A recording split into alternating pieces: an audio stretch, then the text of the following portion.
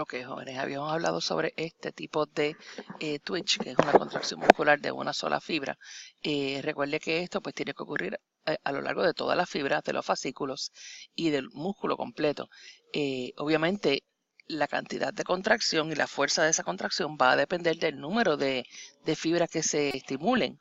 Así que si usted estimula pues pocas, pues la tensión que se genera es poca. Si estimula mucho, la tensión que se genera es mucho, y a eso se refiere las unidades motoras. Una unidad motora es una neurona, y las fibras musculares a la que ella inerva. Así que cuando usted quiere generar más fuerza, más tensión, entonces va a reclutar más unidades motoras.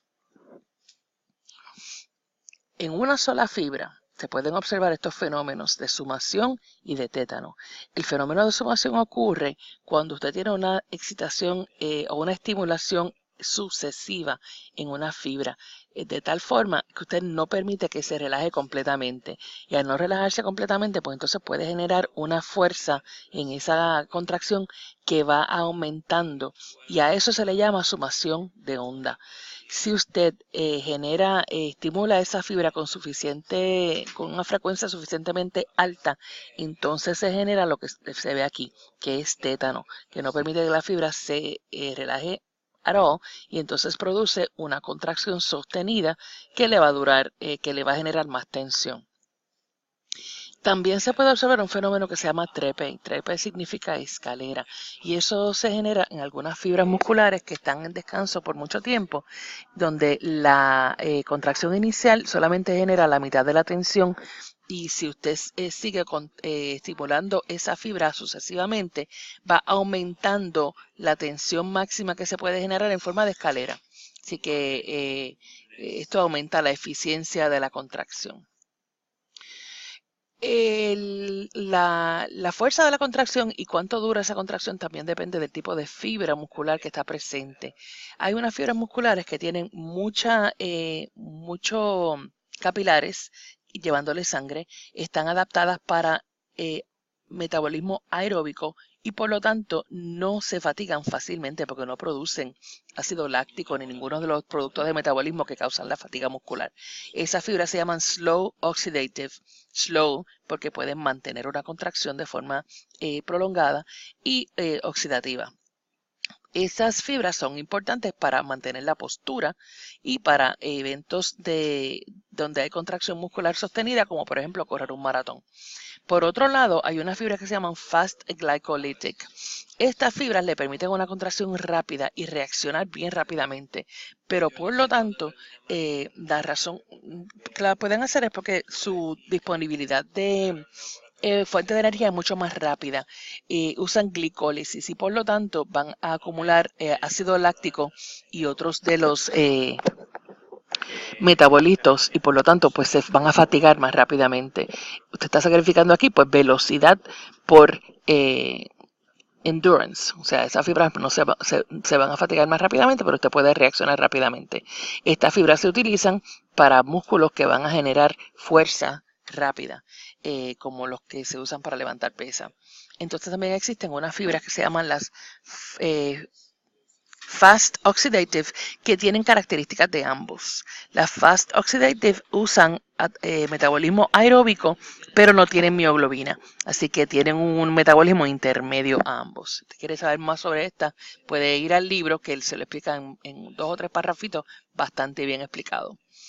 También el fenómeno de hipertrofia se discute porque cuando usted quiere el músculo que haga el bulk up que se ve aquí, usted lo que va a hacer es, número uno, las fibras que tenemos aquí son las fast glycolytic, porque son las que le pueden proveer energía y contracción inmediata y rápida, y pocas del tipo fast oxidative o slow oxidative.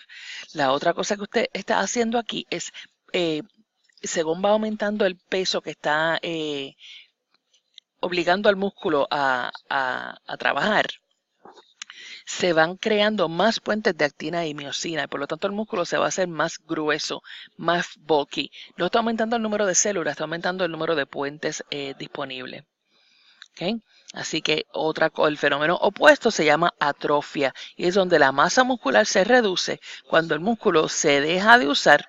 Esto se observa cuando usted, por ejemplo, le ponen un yeso y le inmovilizan en una extremidad una parte de sus extremidades y ese brazo pues debe ser más flaquito. Casi siempre eso se debe a que ese músculo, como usted no lo puede usar, se atrofió.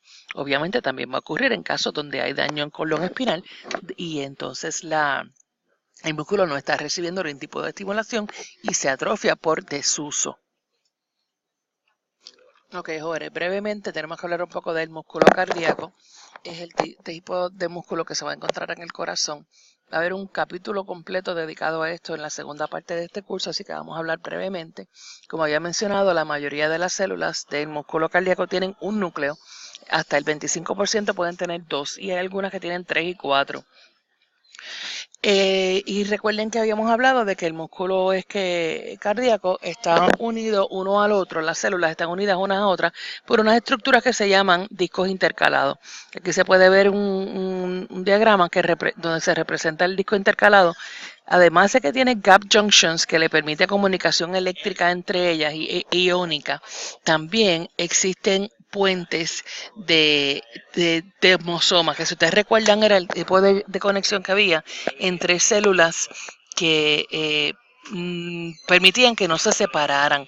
Esto es importante porque cuando se contrae un músculo cardíaco, una célula de músculo cardíaco, tiene que contraerse su vecina para que se contraigan de forma sincronizada. Y esto lo vamos a discutir, como les dije, más adelante.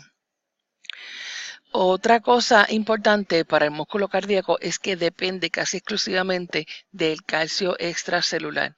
Así que esto es una importante consideración cuando usted se pone a pensar en que hay por lo menos 2 hormonas que van a controlar directamente los niveles de calcio en su sangre y es porque el corazón se va a afectar primero, igual que el sistema nervioso, cuando hay falta de calcio.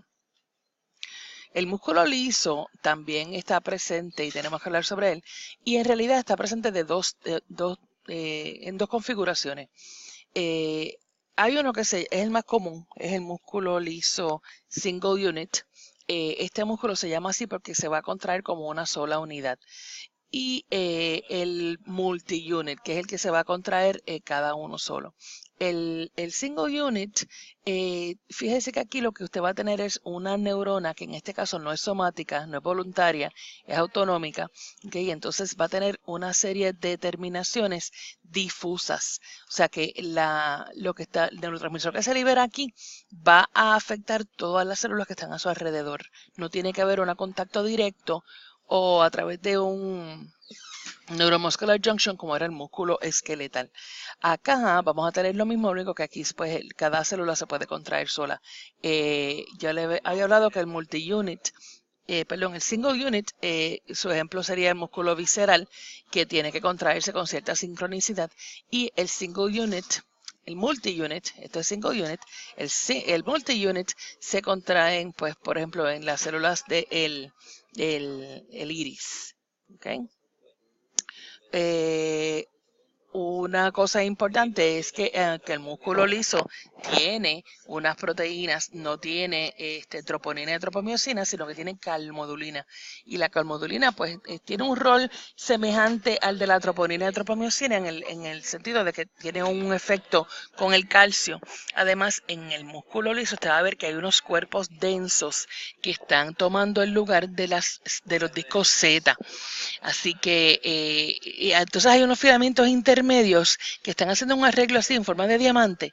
Esto lo que causa es que una vez el calcio se une a la calmodulina y los eventos de contracción comienzan, el músculo se va a contraer de esta forma, como en forma de espiral, como si usted estuviera exprimiendo un mapo.